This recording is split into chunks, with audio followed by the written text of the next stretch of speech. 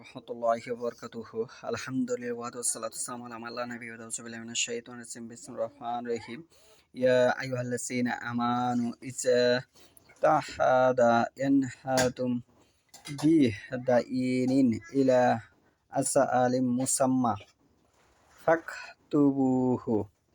আজকের বক্তব্যের বিষয় হলো লেনদেনের সময় নির্দিষ্ট মেয়াদ পরিমাণ লিখে রাখা সম্পর্কে। আমি যে আয়াতটা তেলাওয়াত করেছি সূরা বাকারা 2 নম্বর সূরা, আয়াত নম্বর হচ্ছে 282। হে ঈমানদারগণ, তোমরা যখন কোনো নির্দিষ্ট মেয়াদ পর্যন্ত পরস্পর লেনদেনের করো তখন তা লিখে রাখবে।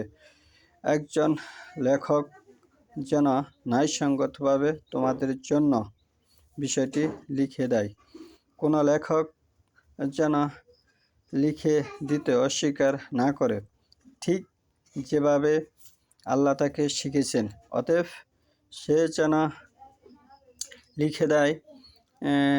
ঋণ গ্রহীতাও যেন লিখে রাখে আর প্রিয় প্রভু আল্লাহকে ভয় করে এবং তা থেকে অর্থাৎ ঋণের সঠিক পরিমাণ থেকে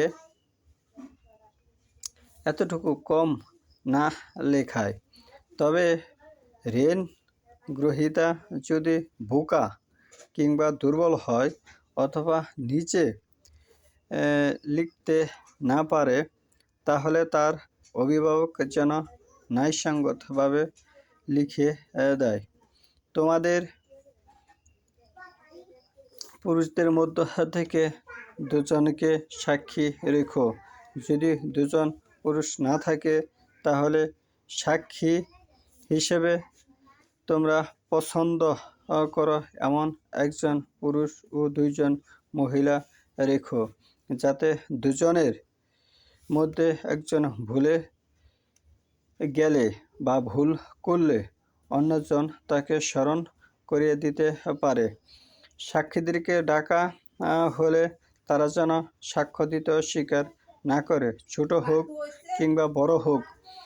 ঋণ লেনদেনের বিষয়টি মেয়াদ উল্লেখ সহ লিখে রাখতে তোমরা বিরক্ত বোধ না করো। এটাই আল্লাহর কাছে ন্যায্য সাক্ষ্য প্রমাণ হিসেবে দীর্ঘতর তোমাদের সন্দেহ মুক্ত থাকার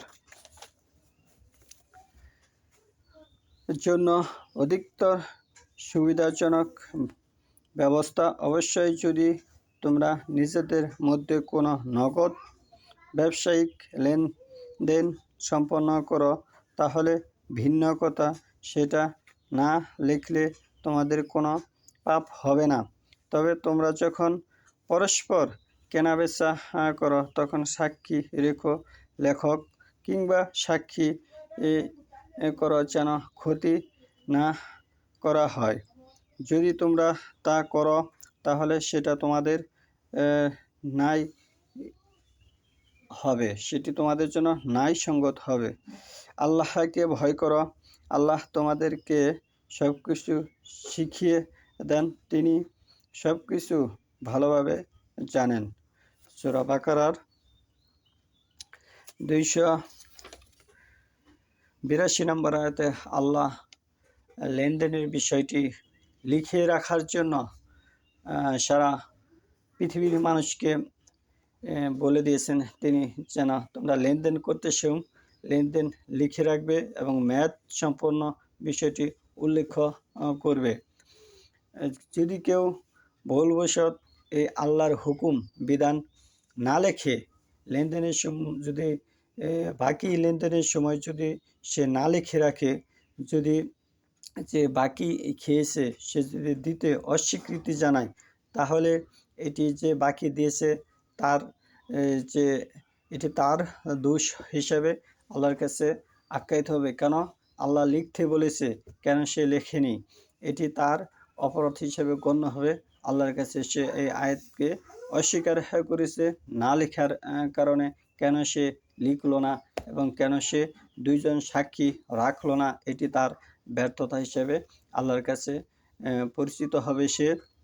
আয়াত নাম্বার হচ্ছে 282।